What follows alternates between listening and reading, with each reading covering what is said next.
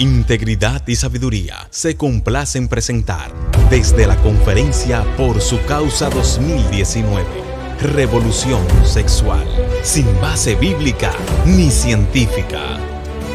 El panel: una revolución sin base bíblica ni científica. Sean todos bienvenidos.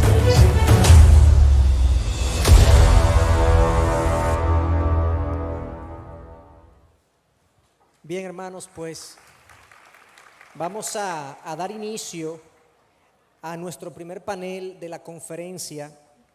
Como habrán podido percatar, hemos organizado múltiples paneles de este tipo porque el tema se presta para eso. Es necesario discutirlo en la multiplicidad de consejos y en la sabiduría que Dios vierte sobre las múltiples personas. Entonces, por esa razón hemos orquestado múltiples tiempos de este tipo. Y yo quisiera, básicamente, es ahondar un poco en lo que tanto el pastor Miguel como el pastor Sugel expusieron hace unos minutos. También Katy Sheraldi está aquí acompañándonos porque hay algunos de los aspectos que vamos a tocar que tienen connotaciones médicas. Bueno, Miguel es médico también, pero Katy y Miguel escribieron un libro al respecto titulado Revolución Sexual, que tiene un componente médico significativo y yo creo que es un gran aporte a toda la discusión de este tema.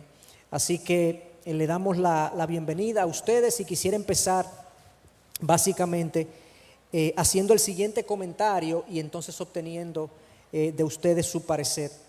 Los que son de la IBI saben que esto es nuevo en mí. Yo no usaba lentes, pero el tiempo va pasando y las cosas van ocurriendo y uno tiene que adaptarse. Héctor, solamente para dejar claro para la audiencia internacional que Katy, mi esposa, no es pastora, no predica y está aquí en su función de médico. Muy bien. De manera que está aquí como esposa del pastor y como médico. Y como médico. Bien, lo siguiente, toda revolución quiere ganar adeptos y lo hace convenciéndolos con ciertos argumentos. El pastor Miguel explicaba muy claramente por qué esto se llama una revolución. Es una revolución porque han ocurrido grandes cambios en muy corto tiempo y prácticamente se considera completada desde el punto de vista de los cambios que se quieren lograr. Entonces, toda revolución quiere ganar adeptos. Y esos argumentos pueden ser válidos o no, pero usan ciertos argumentos. Y yo quisiera entonces presentar 4 ideas centrales a la revolución sexual y entonces obtener su parecer. Son 4, digamos, fundamentos de todo este movimiento, que no es un movimiento que está organizado por nadie, es descentralizado, pero múltiples entidades entran a plantear estos argumentos y estas ideas. Y lo primero es, estos 4 argumentos que voy a presentar los plantea una organización norteamericana de título o de nombre Family Watch International, que tiene precisamente como objetivo, como misión, la defensa de los valores tradicionales de la familia y los valores judeocristianos. Ellos dicen que esta revolución tiene las ideas centrales como siguen. Primero, el ser humano es sexual desde que nace,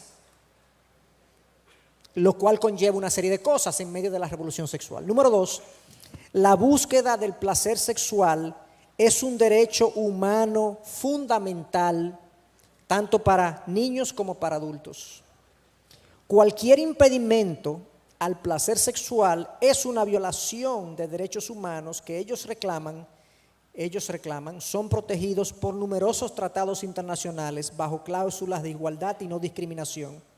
Y número 4, el género no es biológico y por tanto los individuos tienen derecho a escogerlo.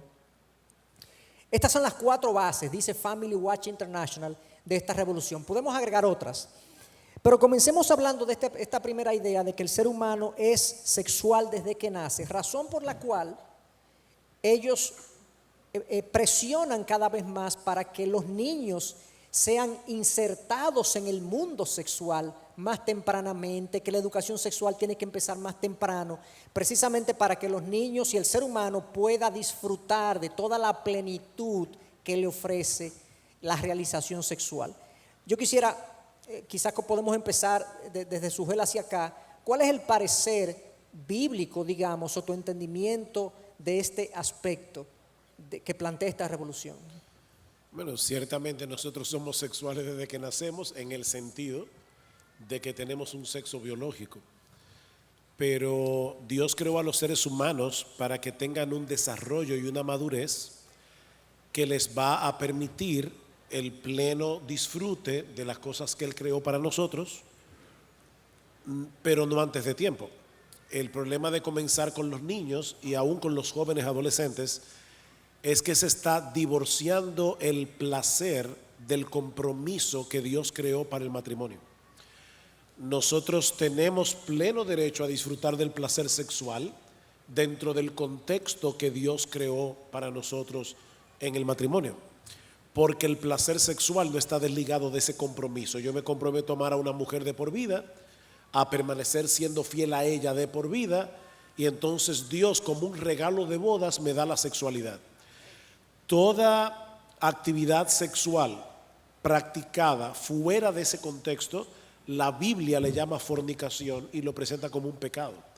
Entonces nosotros no podemos permitir que nos manipulen otra vez con el lenguaje y dejar de llamarle pecado a lo que la Biblia llama pecado, por más que eso nos presente delante de los demás como si fuéramos retrógrados, etcétera, etcétera. O sea que ciertamente sí, los niños nacen con un sexo, pero eso no implica necesariamente, es como decir, cuando una jovencita desarrolla, ya puede ser mamá, puede quedar embarazada. ¿Quiere decir eso que ella ya debería ser mamá? No, porque aunque ella puede biológicamente quedar embarazada, no está ni psicológica ni mentalmente preparada para ser madre, no tiene la madurez. Yo quisiera tomar este comentario, pero yo sé que tú quieres agregar algo, Miguel, pero incluye este aspecto. ¿Cuáles entiendes tú podrían ser las consecuencias emocionales y de desarrollo de un niño que es introducido a destiempo en la actividad sexual? Antes de contestar tu pregunta, nosotros somos seres sexuales desde que nacemos porque, por un lado, tenemos órganos sexuales. Eso es como decir, nosotros tenemos corazón desde que nacemos, bueno, tenemos órganos sexuales y eso nos hace sexuales en un sentido. Por otro lado, también tenemos que saber que uno de los mandatos que Dios nos dio fue, ¿qué cosa? Sed fecundos y multiplicados. Entonces Dios nos hizo como seres sexuales porque Él tenía un propósito con la humanidad de que se reprodujera, y eso es a través de órganos sexuales. En tercer lugar, no podemos olvidar los cuatro lentes que Sugel mencionaba, y donde está la caída, porque la caída distorsionó no solamente el placer, sino el uso del placer. Realmente, como decía C.S. Lewis, no hay un solo placer que el diablo haya inventado, uno solo. Todos los placeres que nosotros podemos experimentar fueron creados por Dios. Dios es quien pone en nosotros receptores de placer como creador, desde las papilas gustativas hasta lo que nosotros sentimos la actividad sexual. La caída distorsionó, pervirtió, corrompió entonces esos placeres. Y por eso el niño también caído, porque el niño es un ser caído, comienza a experimentar, es cierto, con sus genitales y a tocarse y a buscarse desde muy temprana edad. Pero no podemos olvidar la caída, por un lado. Por otro lado, ya entrando a tu respuesta, esto es algo un poquito más nuevo en medicina, pero nosotros sabemos que el cerebro es plástico, el cerebro cambia conforme a las experiencias que tiene. Entonces, el niño que es expuesto a la sexualidad muy temprana, él crea literalmente circuitos cerebrales conformados por neuronas. Esos circuitos cerebrales, mientras más se usan, más crecen, más grandes se hacen, más se profundizan. Entonces ese niño que es expuesto a escenas sexuales, a experiencias sexuales, ya no simplemente peca, como dice Sugel muy bien, y no tiene una justificación para el pecado, pero sabemos que salir de ahí es mucho más difícil porque él tiene cambios estructurales en su cerebro y va a tener que luchar y alejarse más y más de esas exposiciones para que esos circuitos puedan atrofiarse en su tiempo. Entonces la sexualización de los niños que está siendo causada por películas, por videos, por computadora. A mí me sorprende, padres y madres que están aquí, y yo estoy seguro que de los que están aquí hay un número de ustedes, a quien no estoy acusando, pero estoy haciendo responsable, que le ponen un iPad y una computadora y una televisión a sus hijos sin ninguna observación de lo que está ocurriendo. Mi esposa y yo, junto con mi hermana que vive con nosotros, estamos creando un sobrino nuestro. Y ayer él me decía que le dejara el iPad cuando yo me fuera a trabajar. No te puedo dejar el iPad, porque el iPad tiene juegos descargados para su edad, pero también tiene acceso a un internet que yo no pude desconectar en su momento.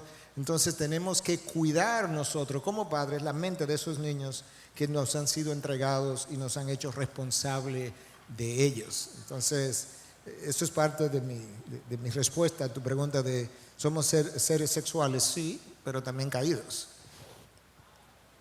Parecería que el planteamiento, y ahí concluyo esta parte para hacer una pregunta a Katy, algunos plantean, digamos, promotores de este movimiento y de esta ideología, que como el sexo es natural, deberíamos dar acceso a los niños y a todo el que tenga capacidad de tener una experiencia sexual, porque es natural. ¿Qué pudiéramos responder a eso? Ahorita tenía esta ilustración en la mente y se me quedó, y por eso fue que me apresuré a responder para que no se me quede. Yo pudiera decir, como el hambre es natural y el niño que nace comienza a gritar porque tiene hambre, lo mejor es darle un filete de miñón. No se lo puede tragar porque él no está preparado para esa comida todavía. Entonces el sexo es natural, es verdad, pero el niño no está preparado para manejar esa experiencia todavía, por lo que Sugel decía, no tiene la madurez emocional para pensar en la responsabilidad de lo que implica, para pensar que cuando él comienza a usar su cuerpo y el cuerpo de otra persona irresponsablemente le va a traer consecuencias de diferentes tipos. Él no tiene la madurez para pensar tampoco que el sexo es natural, pero tenemos que decir una cosa, por la caída de nuevo, que es naturalmente caído. Entonces, si estuviéramos en Génesis 1 y 2, entonces eso es otra cosa. Pero en Génesis 3, muchas veces cuando algunos de ustedes me hacen preguntas, y son preguntas de ese tipo que son un poco difíciles de contestar por la caída, yo le digo, ¿cómo tú quieres que te responda esa pregunta? ¿Antes de Génesis 3 o después de Génesis 3? Porque la diferencia es enorme cuando estamos en Génesis 1 y 2 a cuando estamos en Génesis 3. Entonces el sexo es naturalmente caído desde que nacemos y por tanto tiene que haber una protección especial para esos niños que no tienen la madurez de madurar un sexo que ya está caído de por sí. Una cosa más, Héctor, es el hecho de que no estoy diciendo que todos los que piensan así son unos depravados, necesariamente, tal vez están confundidos, pero no podemos olvidar que no solamente los niños son caídos, sino también los que proponen esas ideologías, y hay muchos pedófilos detrás de todo esto.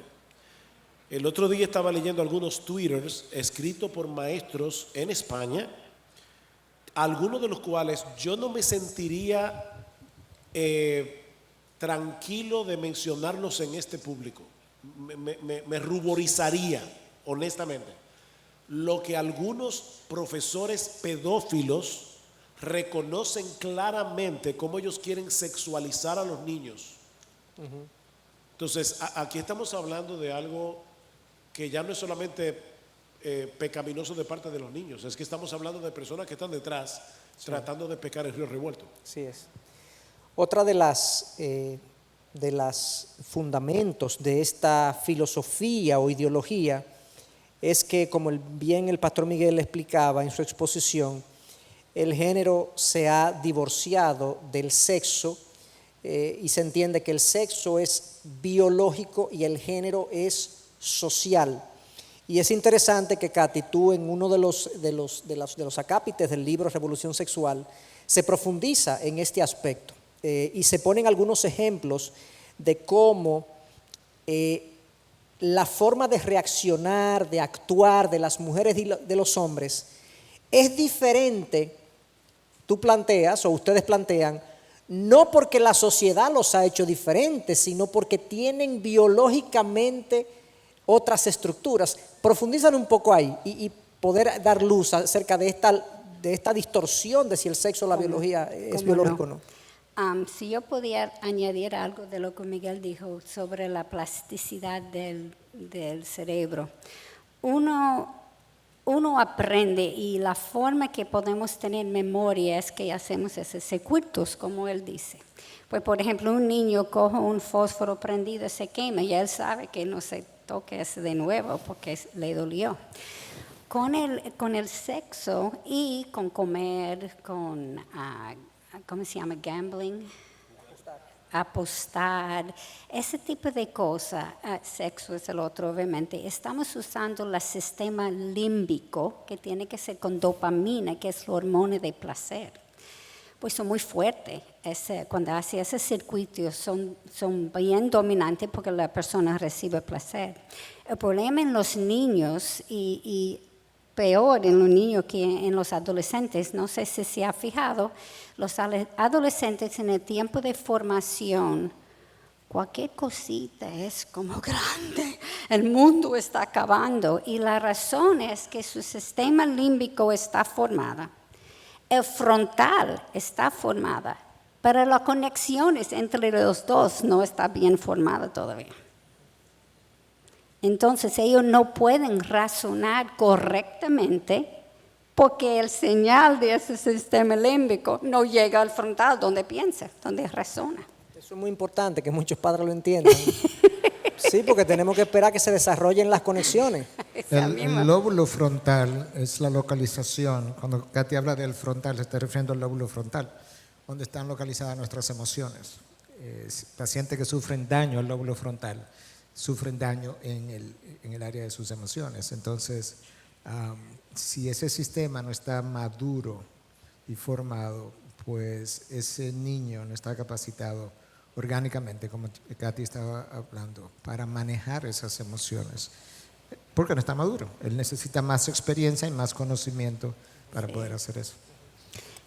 Perdón, ¿qué fue Sigue la pregunta? Profundizando entonces en el tema de que este asunto de que el género y el sexo son dos cosas distintas, que el sexo es biológico, que el género es algo que comportamientos impuestos por la sociedad a un determinado sexo. Ok. Yo puedo hablar, por ejemplo, de un estudio que leí que fue bien interesante. Fue de algunos niños en la cuna, de primeros 3 meses de edad. Y fue observacional. Estaba mirando los comportamientos de los varones y las hembras. Y se notaba que en las hembras ellos aumentaron por 400% el contacto con los ojos en las personas alrededor de ellas. Cuando mamá, papá, cualquiera venía, ella hizo contacto visual. Las niñas. Las niñas, las hembras. Los varones no. Lo que los varones estaban mirando, esos móviles, esos juguetes que están moviendo y colores y formas, no con las personas. Y a través de resonancias funcionales se ha visto que en las hembras y las mujeres después hay una parte del cerebro que se llama la ínsula. Y esa ínsula es la parte que causa la conexión entre personas, las emociones y conexión. Es más grande en el cerebro de la mujer. Eso es antes de enseñar nada. Es la primera 3 meses cuando están en la cuna. O sea que si la mujer es dejada sola y el hombre es dejado solo, sin enseñarles nada, ella va a tender a ser mucho más relacional que el varón. Y afectiva que el hombre en general. Exactamente. ¿Oyeron? Es nuestra ser. Hay una explicación por cómo pensamos. Y una pregunta, ¿no habrá hombres que no tengan ínsula? No, ellos tienen ínsula. Nacen con ínsula todos. Pero no es tan grande como Ya, la mujer. ya, ok. Porque el hombre siente afecto, tiene relaciones Sí, también. se atrofia también, quizás con el tiempo. Pero el hombre puede aprender a relacionarse mejor. Así mismo. Claro. Este hombre caído. Y entonces eso biológicamente se desarrolla la ínsula, entonces eso es lo que ocurre a nivel interno.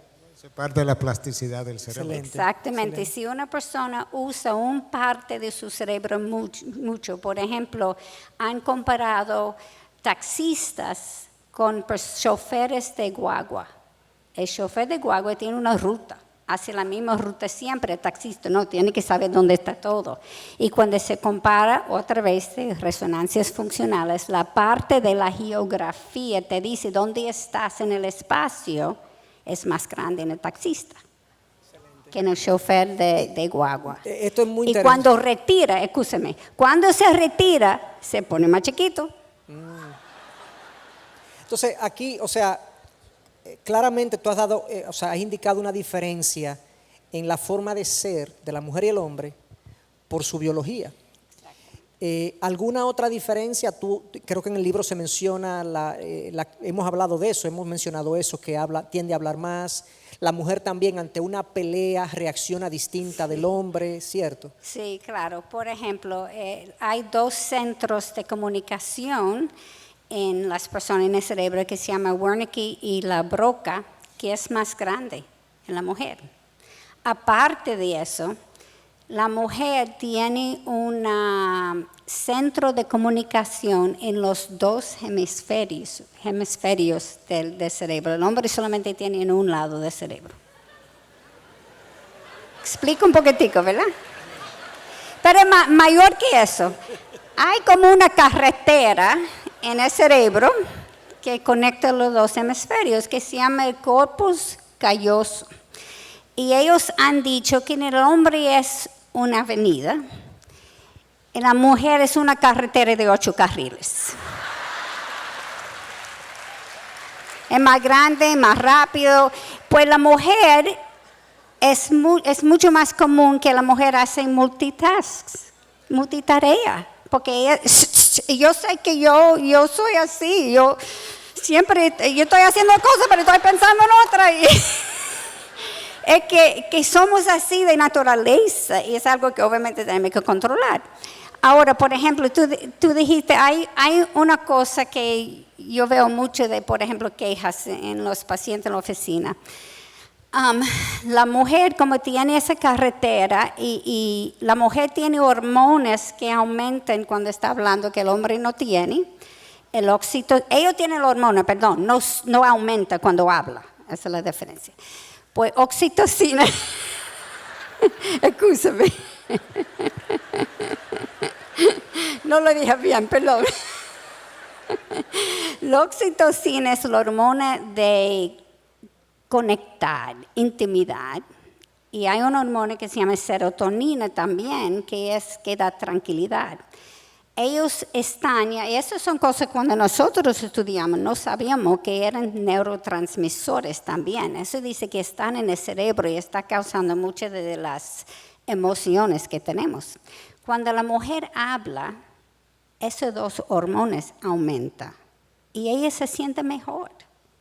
Pues, por ejemplo, si tiene un problema, ¿qué hace la mujer? Se coge el teléfono para hablar con alguien. Claro. Y aunque el problema es igual, ella se siente mejor. El hombre no es así. El hombre tiene el lado, yo creo que es el lado derecho, si me acuerdo bien, el centro de comunicación. El lado de resolver problemas está en la izquierda. Y él no tiene una carretera, solamente tiene una avenida. Entonces, cuando él tiene un problema, él no quiere hablar. Él está en el lado de resolver el problema. Y cuando ya tiene una idea cómo resolver, ahora se puede caminar al otro lado para hablar. Pues somos así, eso es de naturaleza.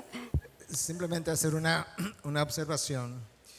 En la medida en que el hombre y la mujer ganan experiencias y aprenden, y esto lo digo, no quiero que se malinterprete, pero hay hay cerebros masculinos que comienzan a tener una cierta similitud con el cerebro femenino en cuanto a la comunicación. Mejoran su comunicación, pueden hablar para resolver el problema al mismo tiempo. Eso requiere crecimiento y eso es parte de, como yo lo veo, es parte de la santificación, la manera en que tú maduras. No puedo decir, yo sé que Katy no lo está diciendo en ese sentido tampoco, está hablando del hombre caído que no ha cambiado. No puedo decir que los hombres somos así, así somos y vamos a morir así. No es verdad, porque somos caídos. Y hay un proceso de santificación donde todas esas cosas pueden cambiar. Y mujeres también pueden aprender a pensar un poco más como el hombre en ese sentido, porque los dos estamos desbalanceados y los dos necesitamos el balance que la santificación trae. Y eso es obra de Dios también, es obra del Espíritu. Entonces, para aquellos de nosotros que a veces pensamos que eso soy yo y ese es mi temperamento, esa es mi forma, no, eso no es una justificación. Es una explicación de dónde yo estoy. Pero Dios tiene que cambiarme a través del proceso de redención de que hablaba Sujei. Por eso es que ese marco teológico es vital, que lo entendamos. No, y quizás como sacando algunas conclusiones de esta breve discusión, o sea, definitivamente la diferencia en el desenvolvimiento de una mujer y un hombre no se debe a los roles sociales que ejecutan, sino a las construcciones biológicas que el Creador nos dio. Claramente, bueno, y pudiéramos seguir hablando de esto, pero esa es la primera conclusión. O sea, la construcción biológica determina mi rol social y no al revés. En ese sentido, otra vez es importante para que no manipulemos el lenguaje. Ahora estamos lidiando con el tema de la orden departamental 33-2019. Y una de las cosas que dice el MINER es, esto no es ideología de género, es política de género. Hay un cambio de palabras, pero cuando tú lees la orden departamental te das cuenta que lo que está detrás de la política de género es esa misma distinción entre género y sexo. Sí. Entonces, al final de cuentas, estamos lidiando con el mismo problema. Sí. Tan pronto tú separas sexo de género, ya tú estás implantando ideología de género, claro, aunque le llames política de género. Así es, así es. Pero entonces, claramente la medicina no apoya esta distinción de que el género y el sexo son distintos y que el género es una construcción social y el sexo es un resultado biológico. Y deberíamos decir, perdón, pero esos no son cristianos haciendo los estudios. Son gente secular que cree en esa ideología. Claro. Pero la información es tan abrumador que es obvio. Ahora, ellos hacen gimnasio mentales para no llegar a la conclusión correcta, porque ellos no quieren creerlo, pero está en la literatura. Lo otro que me sorprende de la discusión es lo glorioso del Creador. Amén. O sea, cómo el Creador nos construye de tal forma que nuestra construcción tiene un propósito de una función y un rol específico. Amén. Como dato, para que ustedes vean esta discusión de si el género y el sexo son distintos, en la literatura de este asunto de ideología de género y demás, y los que observan lo que está pasando, se ha denominado que hay una anarquía de los géneros. Por ejemplo, en la ciudad de Nueva York, en el año 2016, oficialmente el Estado reconoce 31 géneros distintos. Eso se hizo bajo el alcalde de Blasio. Según la normativa de la ciudad, cualquier discriminación por concepto de género, de estos 31 géneros, en el trabajo, en un espacio público o en la vivienda, pudiera ponerse a la persona a pagar una multa de hasta $250,000. Facebook en algunos países tú puedes decidir de 58 géneros distintos, y hay algunas entidades que llegan a plantear que hay hasta 120 géneros distintos según el parecer y el sentimiento de cada persona. O sea que esto es un asunto serio que está produciendo enormes confusiones en la niñez y en la juventud temprana. Es un tema significativamente importante. Dentro de todo esto, otra de las cosas que ellos plantean es que el placer sexual es un derecho humano. Y es un derecho humano también, yo ser reconocido por mis sentimientos, por cómo yo me siento ser y no por lo que la gente dice que yo soy. ¿Hasta qué punto, y esto es una pregunta abierta, si cualquiera puede aportar, hasta qué punto puede ser considerado esto un derecho humano? Uno de los problemas de la revolución sexual que está creando nuevos derechos que nunca habían sido ni mencionados ni pensados por ninguna generación anterior, precisamente por lo que se entiende un derecho es. Entonces, una cosa es que yo vea el placer sexual o no como una de las bendiciones que Dios me da, fruto de la creación. Y otra cosa es que yo entienda que el Estado tiene que crear una ley que protege una actividad individual o un sentimiento, ni siquiera una actividad, un sentimiento que yo tengo que me lleva a una actividad individual, porque eso es lo que yo siento, y que esto tenga que ser reconocido como un derecho humano. La diferencia está en que un derecho humano es algo, por ejemplo, el derecho a la vida es un derecho humano. Bueno, como cristianos nosotros creemos que el derecho a la vida es un derecho humano para comenzar ahí, porque Dios nos creó y es el único que tiene el derecho de quitar la vida. Pero aún la gente no cristiana reconoce la vida como un derecho, porque eso es algo de lo que todos disfrutamos. Y por tanto es menester del Estado que proteja una cosa que es común a toda la humanidad, la vida. Pero el placer que yo siento, porque yo tengo una distorsión de la mi sexualidad, es una cosa mía, no de la humanidad entera. Entonces yo no puedo pretender que se reconozca eso que yo siento individualmente como un derecho humano, como si todo el mundo sintiera como yo. Entonces, no son derechos humanos como tales. De hecho, a la Corte Suprema de Europa, al Comité Supremo, Corte Suprema de Europa, en el año 2012, legisló, se quería que se aprobara como un derecho humano la unión del mismo sexo, la unión homosexual. Y la Corte lo rechazó. Aún eso, o sea, que la unión homosexual no es un derecho humano, porque eso es algo que no todo el mundo quiere, ni todo el mundo busca, ni todo el mundo, ni la mayoría ni siquiera. Entonces fue rechazado por una corte completamente secular. Entonces yo creo que es impensable para mí creer que el placer sexual pueda ser reconocido como un derecho humano. Una necesidad humana, eso es otra cosa, una necesidad que el ser humano tiene. Y a una necesidad pudiéramos hasta cuestionarla hasta cierto punto, en el sentido de que el aire para mí es una necesidad, porque si no respiro me muero. Pero si yo no tengo actividad sexual no me voy a morir.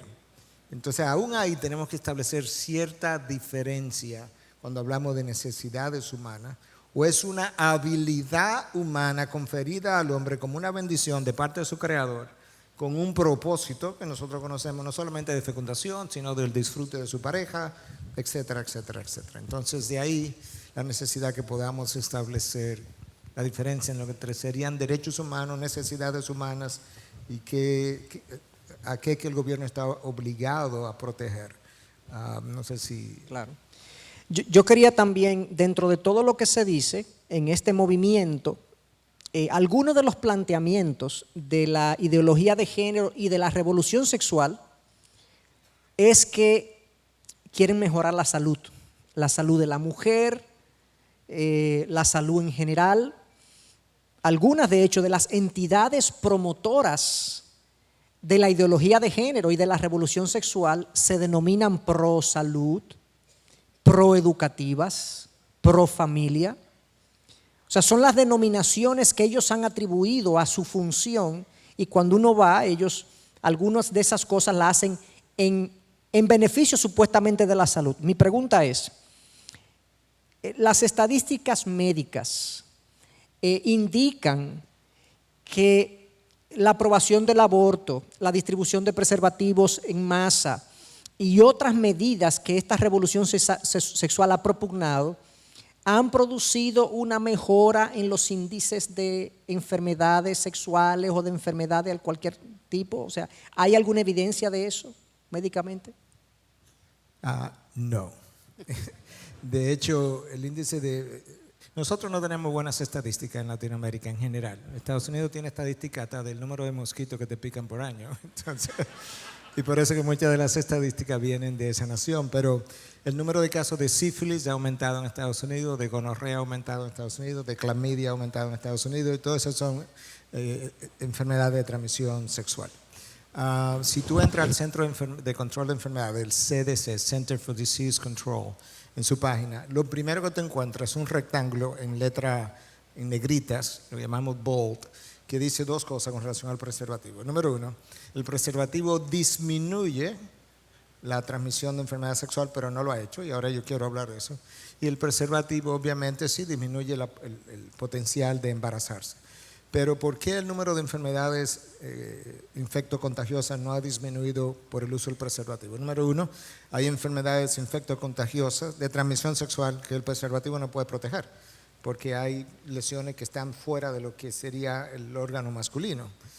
Número uno. Número dos, porque cuando tú usas algo y lo reparte como se ha repartido, esto se vuelve tan acostumbrado que eso es como el diabético que hoy tiene deseo de comerse un flan, un dulce, y en realidad tiene el azúcar alta, pero él se lo va a comer porque él tiene deseo de hacerlo. Y tú no tienes que ser loco para hacer algo así. Yo soy diabético y lo he hecho, y soy médico. De manera que eso es parte de la naturaleza humana. Entonces muchas veces la actividad sexual no se suspende. Yo he tenido pacientes donde uno es HIV positivo, el otro es HIV negativo, y de cuando en vez, no tan infrecuente, tienen relaciones sin el uso del preservativo, sabiendo que se están exponiendo al riesgo de adquirir el virus.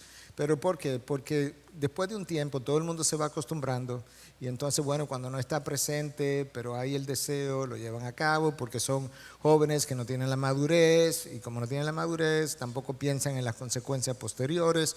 Entonces, no ha disminuido el número de infecciones de transmisión sexual. El número de embarazos en Estados Unidos, más bien, el número de abortos en Estados Unidos ha disminuido porque el número de embarazos es verdad que ha disminuido.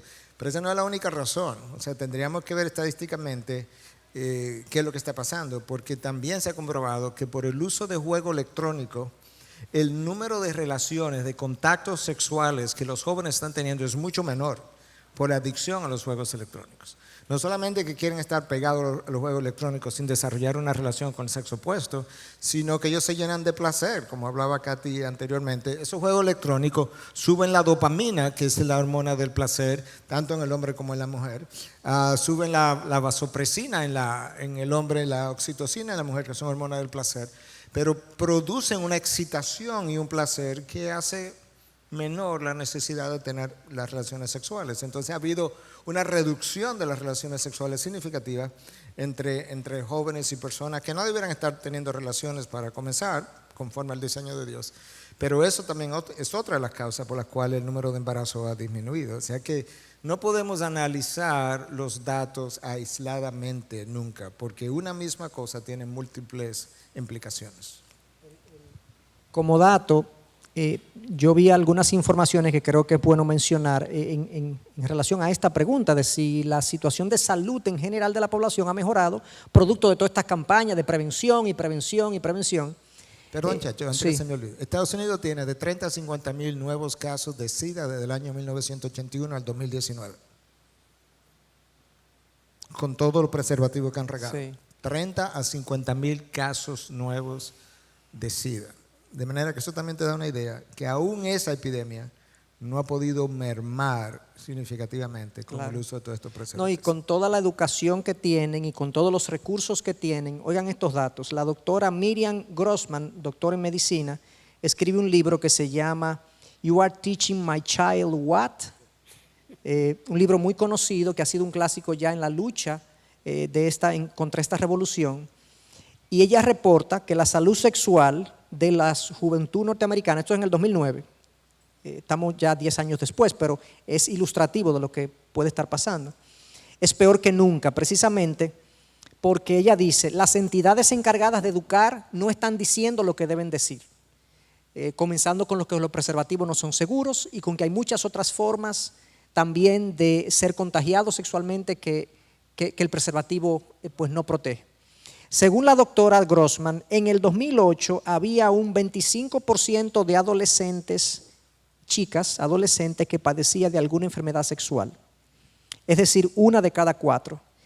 Y para cuando lleguen a los 25 años en Estados Unidos, el 50% de las mujeres contrae una enfermedad sexual. La mitad de las mujeres, para cuando lleguen a 25 años, ya tienen algún tipo de contagio de enfermedad sexual, lo cual indica parte de las consecuencias de esta vorágine desenfrenada de sexualidad y donde lo que se busca es llenar el hueco espiritual que el hombre tiene por vía del sexo. Esto es lo que produce.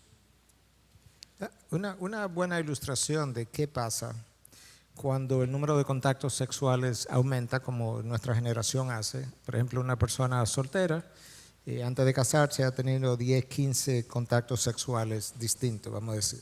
Cada vez que tiene un contacto sexual distinto, tiene un chance de adquirir una enfermedad sexual de ese nuevo contacto que no había tenido, y luego pasárselo a otra persona, y esa otra persona pasárselo a otra persona, de manera que al final yo termino siendo expuesto a múltiples posibles contactos con enfermedades de transmisión sexual diferentes. La ilustración comparativa que se hizo con el HIV cuando comenzó era lo siguiente, va a ser un poco gross, ¿cómo se llama eso? Como grosero, crudo, pero esta es la ilustración. Es que tú tomas un vasito y escupe, y luego le pasa ese vasito a la próxima persona y la persona escupe, y luego escupe y escupe. Cuando tú llegas a la persona número 15, él se toma ese vaso. Porque tú has ido exponiéndote a virus, bacterias de personas distintas al final de esa cadena que te exponen a un número de infecciones diferentes de transmisión sexual. Yo estaba pensando en las estadísticas que estaba dando, ellos no incluyeron en eso entonces papillomavirus. Hace 10 años de esto Sí, quizás está no estaba desactualizado. incluido. Sí. Pues yo vi un estudio de mujeres adolescentes que estaban comenzando su vida sexual y los seguían de principio hasta el final del año.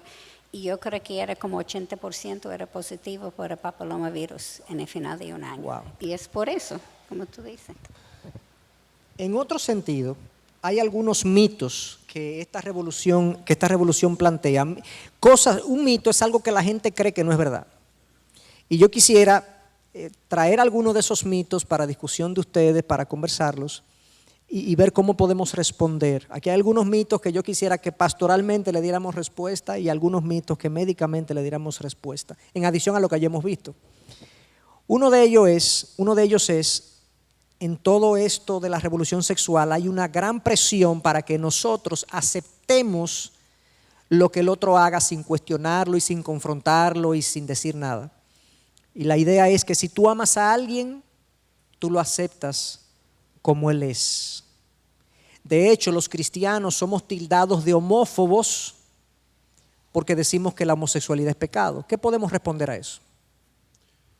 Sea Dios veraz y todo hombre mentiroso. Si la Biblia dice que la homosexualidad es pecado, yo amo a esa persona que practica la homosexualidad o que tiene tendencias homosexuales, diciéndole la verdad de Dios y trayéndolo al Evangelio. El hecho de aceptar su conducta, por no discriminarlo, en realidad no lo estoy amando, lo estoy odiando, lo estoy aborreciendo de la peor manera posible, porque le estoy dejando libre el camino a una conducta que es autodestructiva. El apóstol Pablo en 1 Corintios capítulo 6 dice claramente que el pecado sexual tiene una capacidad destructiva muy particular. Entonces, en ese sentido, amar al homosexual, amar a la lesbiana, es tratarla con el respeto que se merece por ser un ser humano, pero al mismo tiempo decirle: estás en pecado, pero hay esperanza para ti en el Evangelio de Jesucristo. Amén. Eso es amarlo realmente. Amén. Amén. Amén. Otro de los mitos que se creen muchos de los que están y que son partícipes de la revolución sexual y que están inmersas a veces sin darse cuenta, es que las relaciones sexuales antes del matrimonio son buenas, porque incluso para aquellos individuos que quieren casarse, muchos han comenzado a entender que tener intimidad sexual antes del matrimonio es algo conveniente para la relación, porque es conocer un aspecto de mi pareja que es muy importante cuando me case. ¿Qué podemos responder a eso? Bueno, número uno, las estadísticas han demostrado que aquellos que comienzan a tener relaciones sexuales antes del matrimonio, su incidencia de divorcio es mayor que aquellos que esperan hasta el matrimonio para tener las relaciones sexuales. De manera que estadísticamente podemos desmontar eso inmediatamente. Número dos, tenemos que entender también la relación sexual, exactamente qué es. Nosotros tenemos niveles de comunicación distintos y a veces este es un nivel. Hola, ¿cómo estás? Bien, un cliché. Y luego pasamos a un segundo nivel, un tercer nivel. La relación sexual es el último nivel de intimidad que nosotros podemos alcanzar. Y realmente que una persona le entregue a alguien con quien yo ni siquiera sé si me voy a casar, que ni siquiera sé sus intenciones, que ni siquiera sé si puedo confiar completamente porque no hemos vivido lo suficientemente juntos como para saber, que yo le entregue lo más íntimo de mi ser, no es una sabia decisión. Y luego que yo experimente lo más íntimo de tu ser, ¿estaría yo tan interesado en seguir esta relación? O quizás yo paso y pienso, tú sabes que quizás me gustaría tener otra relación con otra persona, simplemente por la experiencia, porque va a ser distinta, va a ser diferente, o quizás sí va a ser más intensa. Y la verdad es que el ser humano es tan caído que él es capaz de pensar así. Pero como decía, a unas estadísticas planas, llanas, ni siquiera apoyan necesariamente que las relaciones sexuales anteriores al matrimonio sean mejores. Y número dos, que se me estaba quedando fuera, estudiado también, cuando tú tienes una pareja de novios y ellos comienzan a hablar y a comunicarse, el nivel de comunicación baja tan pronto las relaciones sexuales comienzan. Y cómo tú llegas a interesarte, a conocer al otro y conocer el mundo emocional e interior del otro, cómo desarrolla una amistad de calidad si ya el nivel de comunicación bajó. Porque toda comunicación está orientada ahora a la sexualidad, sobre todo el hombre, que es muy biológico. Entonces, ahí hay una explicación de por qué las cosas tienden a empeorar. Porque tan pronto el nivel de comunicación y de entendimiento entre una pareja baja por la práctica temprana anterior al matrimonio, pues la calidad va a deteriorarse. Porque no es de esa manera que nosotros construimos una amistad de calidad. Es hablando, entendiéndonos, tocando el alma del otro, por así decirlo, entendiendo sus luchas, su dolor, lo que le duele, lo que no le duele, lo que le gusta, lo que no le gusta, lo que quizás yo pudiera no entender, pero que puedo llegar a entender escuchando. Entonces, ahí está otra razón por la cual ese mito hay que derrumbarlo. Fíjate, otra vez hablando de la manipulación del lenguaje. En las películas, el tener sexo se le llama hacer el amor. Esa es la cosa más increíble del mundo, porque si yo le pido a una muchacha, y chicas que están aquí hay muchas solteras, tal vez tienes un novio y tal vez hasta cristiano es, o no sé, pero él te dice, si tú no tienes relaciones conmigo es porque tú no me amas. No caigas en esa trampa, porque cuando tú tienes relaciones sexuales fuera del matrimonio, estás pecando, estás creando un complejo de culpa con el cual vas a tener que lidiar, pero sobre todo estás pecando contra Dios y por lo tanto tú no estás haciendo el amor, tú estás haciendo el egoísmo. El problema con las parejas cuando tienen relaciones sexuales fuera del matrimonio es que están fortaleciendo el egoísmo que hay en el hombre, el egoísmo natural pecaminoso que hay en el hombre, que él lo va a llevar al matrimonio. Entonces ustedes no estaban haciendo el amor, ustedes estaban sembrando la semilla del desastre si es que se llegan a casar.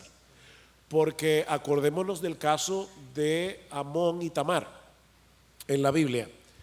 La Biblia dice que Amón amó a Tamar y es evidente que el autor bíblico está usando esa palabra para hacer un contraste, porque después que la violó, dice que la aborreció con un aborrecimiento que era mayor que el deseo que tenía de ella.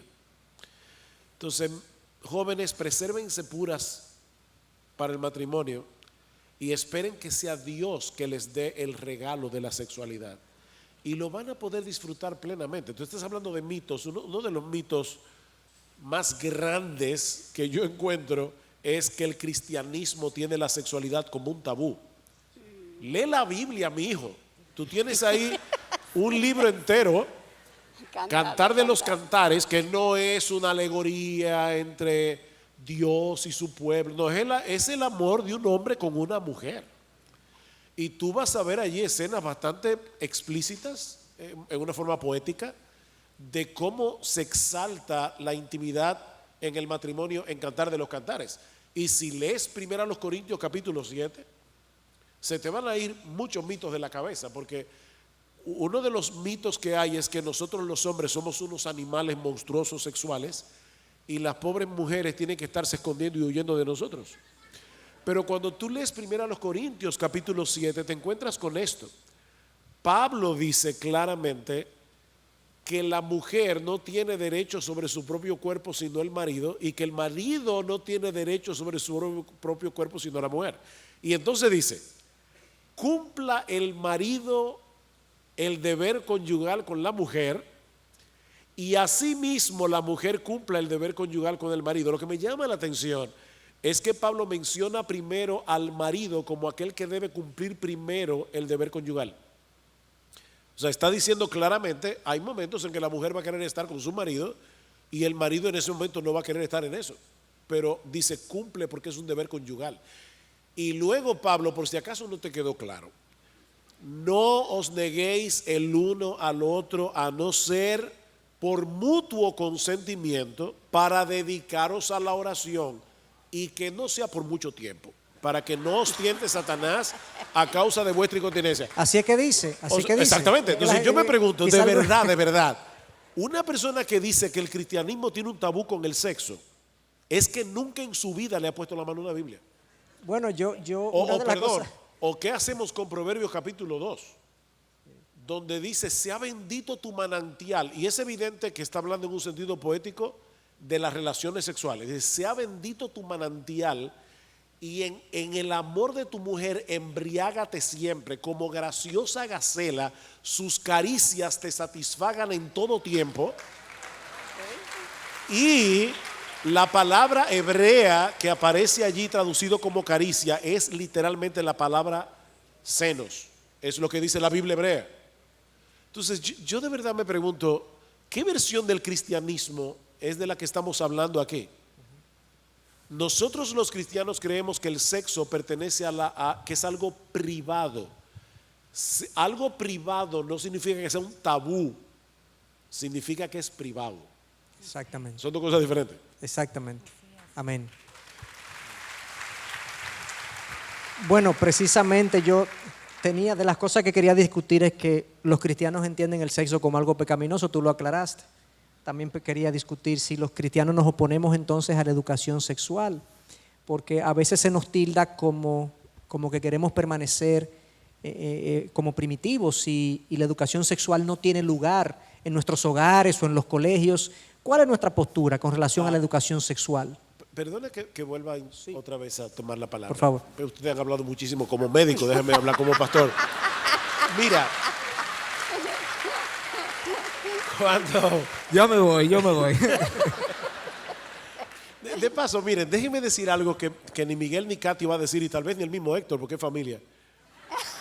Ese libro que Miguel y Katy escribieron sobre la revolución sexual, de verdad, ese libro es excelente y yo creo que debe ser de lectura obligada de todo cristiano. Es muy buen libro. Ahí hay una investigación de muchos años, reducida en 200 y pico de páginas.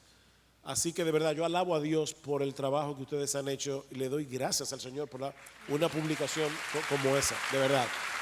Ahora, lo que iba a decir era lo siguiente. Nosotros no nos oponemos a la educación sexual. Lo que nosotros creemos que esa es una prerrogativa de los padres. Y la razón es muy obvia.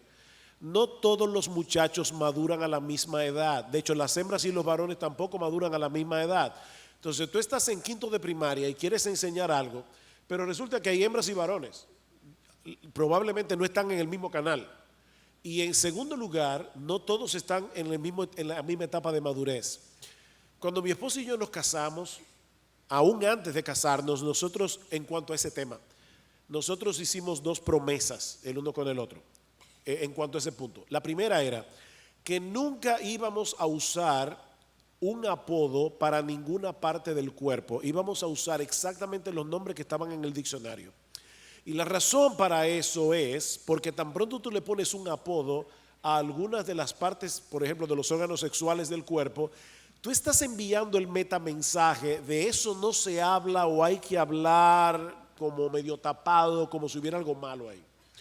Y lo segundo que nosotros dijimos que íbamos a hacer era responder todas las preguntas que nuestros hijos nos hicieran en la edad, tomando en cuenta la edad en que nos la hacen. Porque si una niña de 6 años me pregunta, papi, ¿de dónde vienen los bebés? Obviamente no le voy a decir que de París, pero tampoco tengo que darle toda una explicación de lo que implica la relación sexual entre el hombre y la mujer, porque todo lo que ella quiere saber es cómo fue que eso llegó a la barriga de mami. Y simplemente si tú le dices, bueno, si mami tiene una semillita que viene de nacimiento, viene con ella, y cuando esa semillita es fecundada, va a comenzar el proceso de nacer un bebé. Para una niña de 6 años va a decir, qué bien. La próxima pregunta va a ser, ¿y cómo se fecunda la semillita esa? Entonces vas a tener que dar un paso más adelante y decir, bueno, lo que pasa es que papi también tiene lo que fecunda la semilla, y si la niña tiene 8 o 9 años, tal vez la va a satisfacer con la respuesta. Pero la próxima pregunta va a ser, ¿y cómo es que llega la semilla ahí? Entonces, tú vas a tener que ir poco a poco según la madurez de tu hijo o de tu hija. Así que nosotros no nos oponemos a la educación sexual, eso es un mito. Por lo menos los padres no deberían oponerse a la educación sexual. Padres, no le tomen miedo a esto, no le cojan miedo a eso, a las preguntas que hacen sus hijos. De hecho, leyendo la misma Biblia se van a encontrar con pasajes. A mi esposa y a mí nos pasó que como nuestros hijos, sobre todo una de nuestras hijas, leía la Biblia regularmente y ya desde los 8 años de edad ya había, si yo no recuerdo mal, había leído la Biblia completa, y se topó con pasajes que a nosotros nos pusieron a sudar, porque ella venía a decir, vea, ¿cómo es esto que en Levítico dice? Pero hay que responder y tener una cara de gato. Cuando digo una cara de gato me refiero, ustedes saben que los perros, tú llegas a la casa y sabes si está contento o no está contento. El gato tú nunca sabes cómo está. Entonces tú por dentro te estás muriendo, pero tú tranquilo, dices, bueno, mi hija, lo que pasa es que... Y le responde la pregunta con cara de gato, pero hay que responderle la pregunta. Ok, gracias. Es una técnica muy buena, tú sabes, lo de la cara del gato. Estamos aprendiendo. La otra pregunta es, a nivel de los colegios, ¿cuál es la educación sexual que debiera existir? Entonces, hay una biología, entonces el colegio debe enseñar la educación sexual, como enseña la biología del corazón cuando dan anatomía o cualquier otra cosa, cuando dan biología, en términos de la biología de la reproducción. La otra parte de la que hablaba Suber, que es el disfrute del placer y todo lo demás, va a depender de la edad. Pero si hay un compromiso, como para apoyar lo que Suber le estaba diciendo, si hay un compromiso que yo hice hace un tiempo atrás en mi vida, es que toda pregunta honesta merece una respuesta honesta. Amén. Y la razón por la que hice ese compromiso fue porque yo entendí que usar una mentira para responder una pregunta honesta es aliarme con Satanás, el padre de mentiras. Amén. Y que ahí yo nunca puedo contar con la ayuda de Dios. La única manera que yo puedo estar del lado de Dios es si yo respondo con la verdad que se identifica con el carácter de Dios.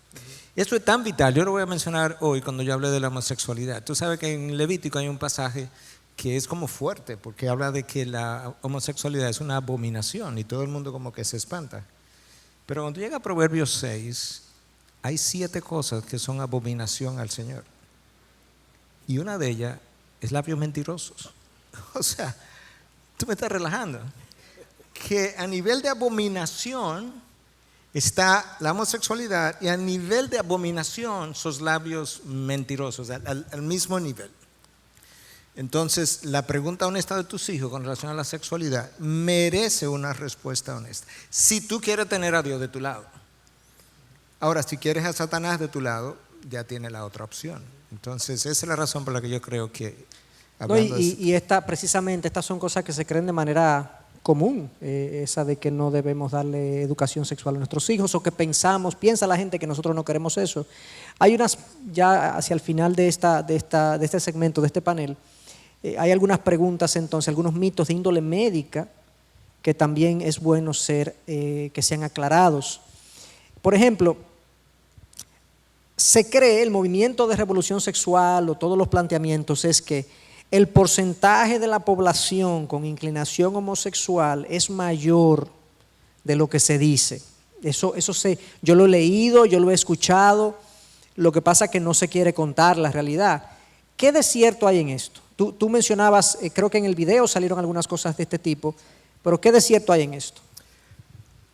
Eso comienza en el año 1948, cuando Levi produce un estudio muy mal hecho de homosexualidad, porque eran 5,000 y pico de pacientes, una gran cantidad de ellos ya eran homosexuales practicantes y una cantidad de ellos eran prisioneros, donde también está aumentada la homosexualidad.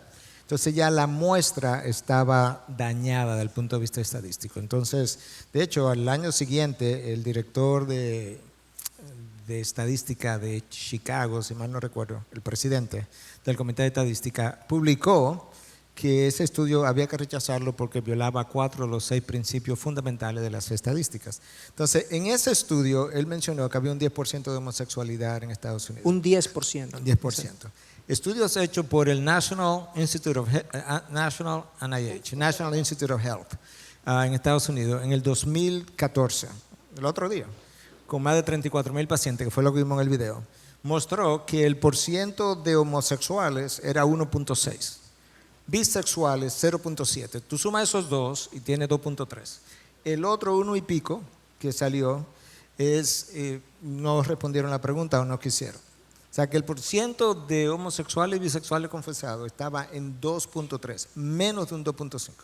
Por tanto, nosotros podemos decir, si agregamos el otro 1 punto y pico que no quiso responder, que el porciento está por debajo del 4%, porque hubo un 96.6 que dijo dogmáticamente, sí, soy heterosexual. Entonces no es verdad, ese mito es. Pero la población americana está completamente confundida. Yo me estoy adelantando a mi charla de esta noche, pero en un estudio que se hizo recientemente se le preguntó a la población americana qué pensaba, cuál era el porciento de homosexuales en la población. El 52% dijo que el 25% de los norteamericanos era homosexual. O sea, en la población que entrevistada, 1 de cada 4. Porque es un mito creído popularmente. Y claro, cuando el 25% tiene esa inclinación, como no considerar otra postura. Exacto. No, y lo que hemos querido profundizar, y ya hemos llegado al final de este panel, gracias a cada uno de ustedes por sus respuestas. Y terminar con esto, muchas de las cosas que se dicen y que son los fundamentos de esta revolución son simples mentiras, datos falsos, informaciones imprecisas. Cae en el plano de la ideología, es lo que gente piensa que otros deben hacer. Eso es lo que estamos viendo y es lo que tratamos de exponer en este panel.